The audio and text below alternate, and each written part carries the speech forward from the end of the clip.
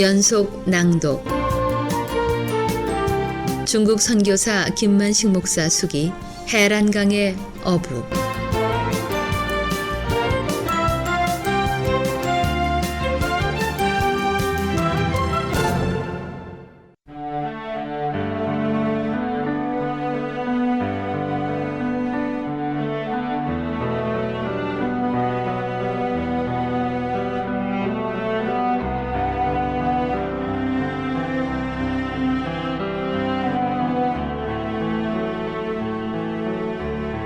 나와 임경섭 장로님의 처음 만남은 해병대에서 군대 생활을 할 때 이루어졌다. 그분은 장군으로서 별을 2개 달고 해병대 사령부 정보부장으로 근무했다. 오로지 하나님을 의지하며 어떤 일이 있어도 주일과 수요 예배를 지키시는 임 장군은 믿음이 돈독하신 분이었다.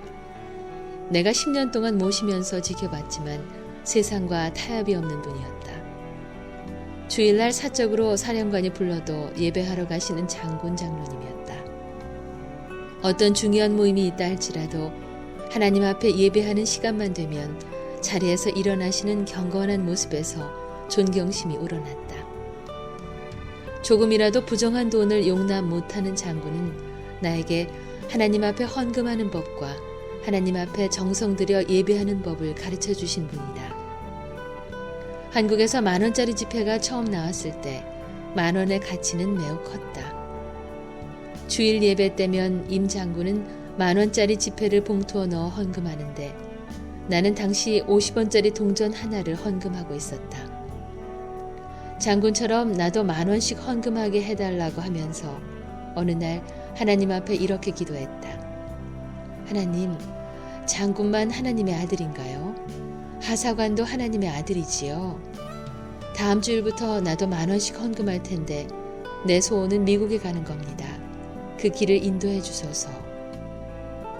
그리고 미국으로 떠날 때까지 하나님 앞에 주일마다 10,000원씩 헌금하는 것을 지키겠다고 약속했다. 당시에 나는 미국 병이 막 들기 시작할 때였기에 장군처럼 많은 헌금을 하면 하나님이 내 소원을 빨리 들어주실 것이라고 어리석게 믿고 있었다. 10만 원도 되지 않는 봉급에서 매주 10,000원의 헌금은 우리의 가정 형편을 더 어렵게 만들었다. 그 후 내가 제대를 하고 운수 사업을 할 때 잘 되던 사업이 회사의 횡포로 인해 하루아침에 거짓 인사가 된 나는 참으로 막막했다. 집세를 주지 못한 지가 넉 달이 넘었고 아내는 청계천 노점에 나가서 어린아이들 옷을 팔아 저녁 때가 되면 쌀 1대와 연탄 1장씩을 사다가 밥을 끓여야 했다. 나는 버스 토큰 값이 없어서 걸어 다닐 정도였다. 그런데도 하나님 앞에 약속한 헌금 10,000원을 주일 예배 때마다 하나님 앞에 드리려고 아내를 시켜 마을에 가서 빌려오게 했다. 그때마다 아내는 우리의 형편을 아시는 하나님이신데 헌금이 없으면 없는 대로 예배를 드리지 하나님과 약속을 했다고 없는 돈을 빌려서까지 드려야 되겠느냐는 표정이었다. 내가 거지 생활이나 다름이 없는 상황에서도 하나님과의 약속을 지킬 수 있었던 것은 임경석 장로님이 가르쳐 주셨던 믿음의 생활을 잊지 않았기 때문이었다. 아내가 빌려온 돈을 가지고 헌금할 때 나는 이렇게 기도했다. 주님, 빌려온 돈인 줄 아시지요? 잘 받으시고요. 내 소원은 미국에 가는 것이라는 거 꼭 기억해 주세요. 그리고 내 재산을 다 뺏어간 운수회사 사장님 마음을 회개시켜 주셔서 찾을 수 있게 해주세요. 넉 달째 방세도 못 냈는데 쫓겨나면 우리 가족은 길거리에 가서 앉을 수밖에 없어요. 내가 미국으로 떠날 때까지 하나님과 약속한 헌금을 꼭 지키게 해주세요. 헌금할 때 처음으로 눈물을 흘려보았다. 그 눈물을 주님이 보셨을까?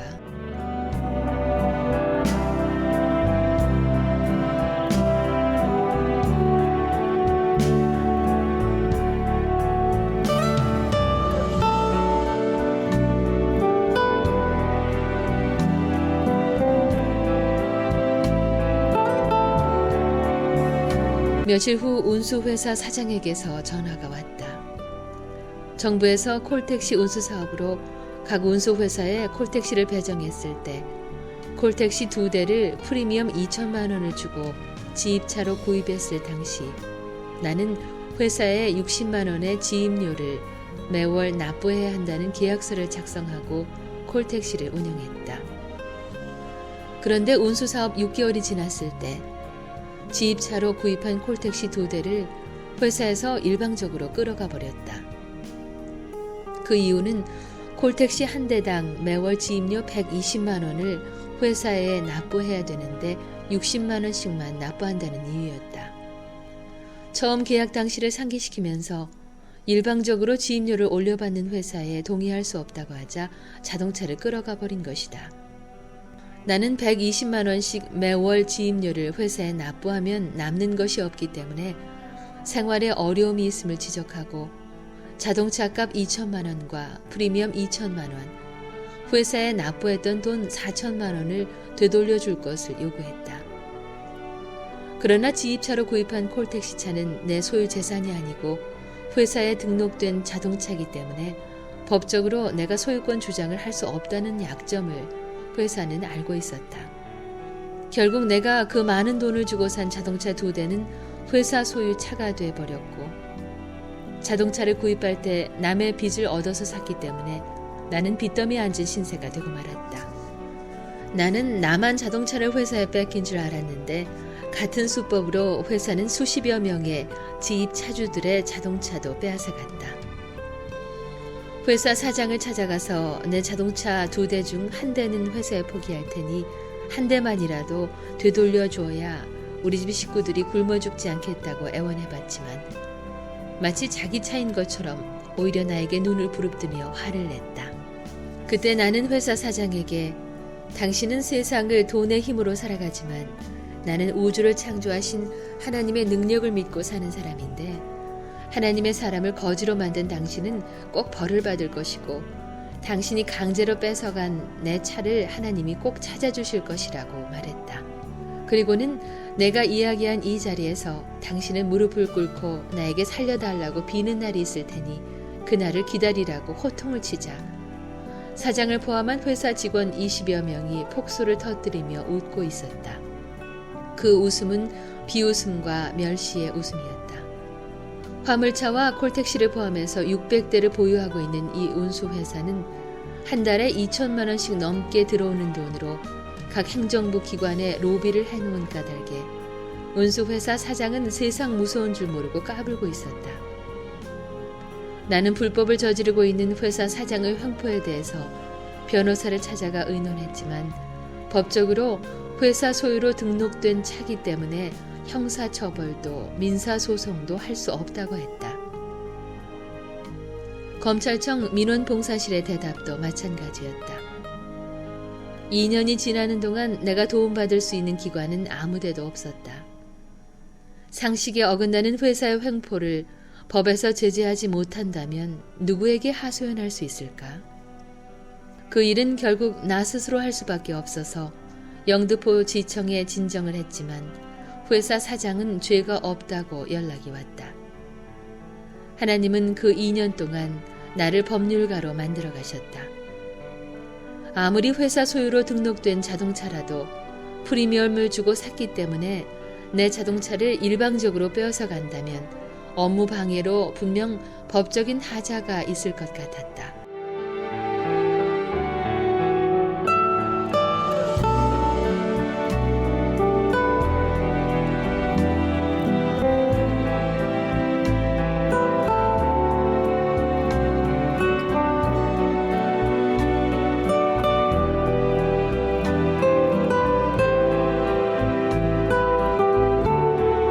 나는 청와대 민원봉사실을 비롯해 국세청과 검찰총장에게 악덕 운수회사 사장의 횡포와 내 손의 경위를 탄원서 형식을 갖추어 접수했다. 내가 보낸 탄원서는 마침내 국세청과 청와대 민원 담당자 그리고 검찰청 합동으로 그 악덕 운수회사의 세무사찰을 하도록 만들었다. 그 결과 운수회사 사장은 3억 8천만 원의 탈세 혐의가 적발돼 국세청에 의해 조세법상 특정범죄 가중처벌로 서울지방검찰청에 고발됐다는 연락이 왔다. 이 같은 범죄 사실이 확인될 경우 사장은 10년 이하의 징역에, 회사가 소유한 콜택시와 화물 차량들은 서울시 운수과에서 차량 등록을 말소시키게 돼 있었다. 사정은 급반전이 돼 있었다. 운수회사 사장은 상황이 불리하게 돌아가고 있음을 알고 나에게 급하게 만나자는 연락을 해왔던 것이다. 사장은 내가 요구하는 피해 보상을 모두 해주겠으니 한 번만 만나달라고 했다. 내가 사무실에 들어갔을 때 나를 자기 회전 의자에 앉혀놓더니 내 앞에서 무릎을 꿇고 한 번만 살려달라고 애원하는 눈물 젖은 그 눈빛은 2년 전에 나에게 피해를 준 운수회사 사장 같지가 않았다. 폭소를 터뜨리고 웃었던 20여 명의 회사 직원들도 세무사찰은 두려웠던지 회사 사무실은 장례식장 같은 분위기였다. 다음날 검찰청에 가서 참고인 진술을 할 때 자기가 감옥에 가지 않고 600여 대가 차량 등록 말소가 되지 않도록 해달라고 부탁하며 무릎을 꿇고 빌고 있는 그를 바라보면서 2년 전 생각이 떠올랐다.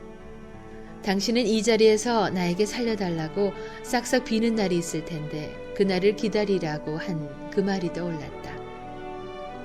전능자 하나님은 내 말을 책임져 주셨다. 나는 2년 전에 했던 말을 기억하면서 하나님의 사람은 하나님이 책임져 주시기에 세상 상식으로 판단해서는 안 된다는 얘기를 하고 나와 같은 피해를 당한 차주 20여 명에게 먼저 손해배상을 해주고 난 뒤 나와 합의하자고 했다. 저녁 무렵 차주 20여 명이 찾아와서 잃어버린 재산을 모두 찾아준 은인이라고 하면서 어떻게 이 은혜를 갚아야 좋을지 모르겠다면서 기뻐하신 모습을 보고 하나님이 여러분들의 어려움을 아시고 해결해 주셨다고 말해 주었다. 어떤 차주는 악덕 운수회사 사장을 감옥에 보내라고도 했다. 또 어떤 차주는 나에게 2년 동안 정신적으로 고통을 주었으니 정신적인 손해배상까지 청구해야 한다고 강경하게 주장하기도 했다. 나는 손해본 금액 4천만 원을 받고 운수회사 사장이 감옥에 들어가지 않도록 기도하며 서울지방검찰청에 가서 2년 전 영등포지청에서 있었던 일을 상기시키고 본 사건과 똑같은 내용을 2년 전 그때는 이 운수회사 사장이 죄가 없다고 영등포지청 여종백 검사가 내게 말했는데 지금 당신은 이 운수회사 사장이 죄가 있다고 하니 누구 말이 옳은지 모르겠다고 진술하자 담당 검사는 소리내어 웃고 있었다. 그 일로 2년 동안 내가 알지 못했던 법률 공부를 하게 됐고 사법부나 행정부나 입법부가 국민들의 봉사실이라는 것도 알게 됐다.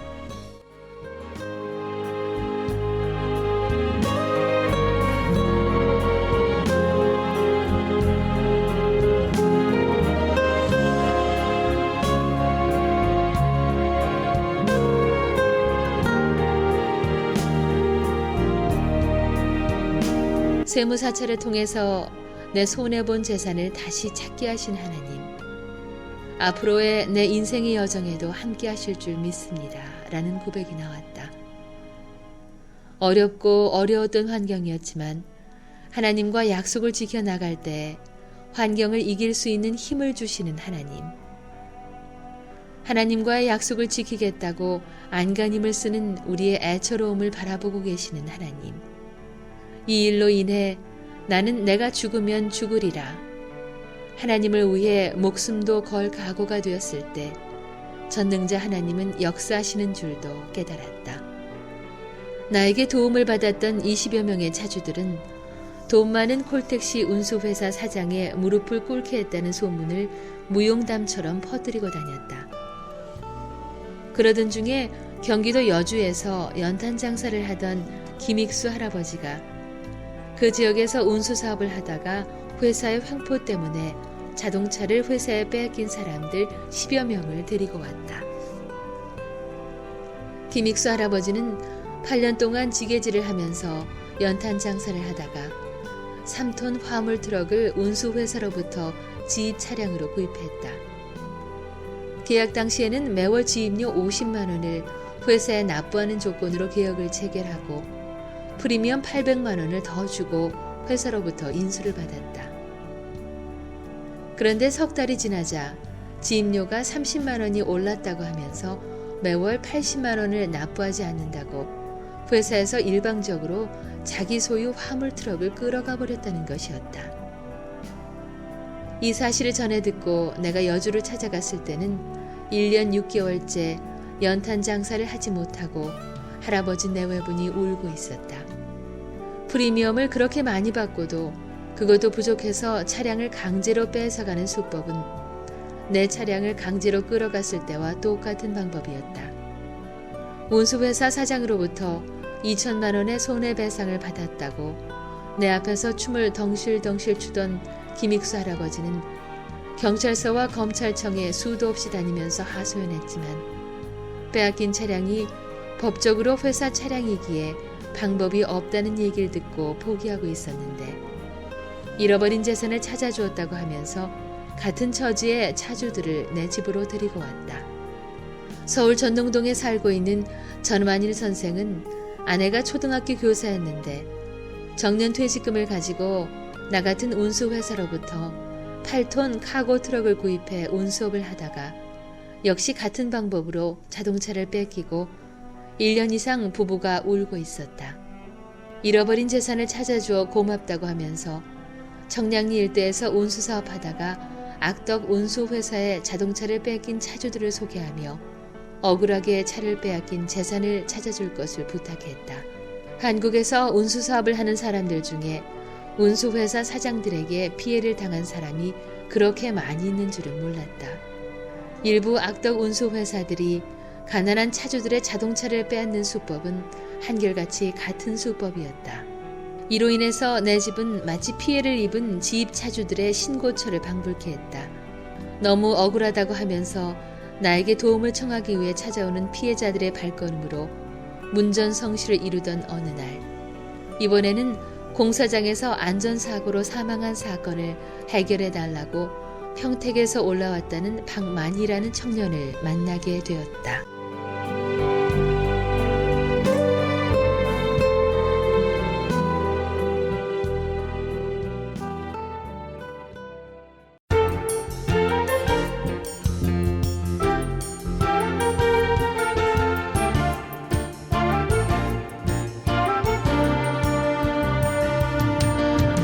중국 선교사 김만식 목사 수기 해란강의 어부, 지금까지 이정은이었습니다.